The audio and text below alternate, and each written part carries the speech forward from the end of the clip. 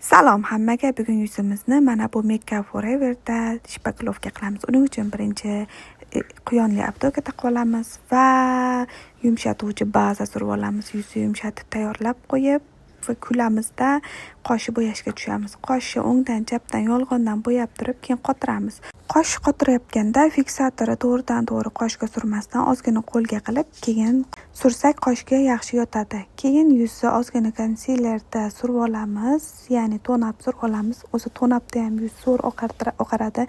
Mening yuzimda dog'lar ko'p bo'lgani uchun birinchi tonab surib olaman. Chunki rumyanalarim yaxshi o'tirmaydi. Keyin mana bu mashhur dunyoga mashhur Tonab Forever tonalkasini ishlatamiz. Lekin surganda og'irligi bilinmas ekan, yengil, kun bo'yi yaxshi turar ekan, oqib ketmas ekan, zo'r turar ekan. Lekin dog'im baribir ozgina bilinib turibdi, ko'rganingizday mana. Faqat bir tomonda yuzimda bilinyapti, bir tarafini sal yaxshi yopdi desam ham bo'ladi. Buni lazerda qilmagunimcha boshqa narsa yordam bermasligini bugun tushunib yetdim. Qimmat narsa ham, arzon narsa ham. Keyin orqasidan rumyana surib olamiz. Rumyanani ko'zlarga, qoshlarga, hozir suyuq rumyana surdim. Keyin ko'zlarni ten bilan bo'yab olamiz.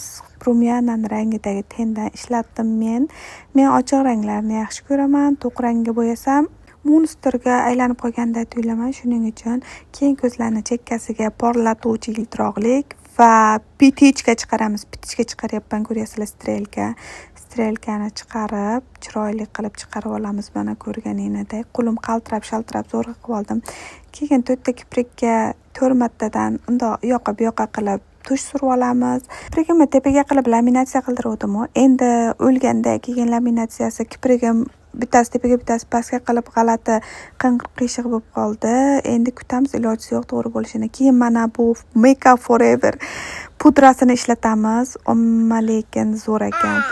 Makiyajim kun bo'yi zo'r turdi, lekin yuzimdagi dog'imni hisobga olmaganda makiyajim zo'r qilib berdi. Maqtaganlaricha bor ekan. Buni surgandagi o'zingni ham bagati his qilar ekansizlar. Keyin labga mana bu shu brend pomadasini surdim. Turishi yaxshi ekan va oxirgi ko'rinishim shu holda. O'zingni ko'rib baho beringlar. Xayr.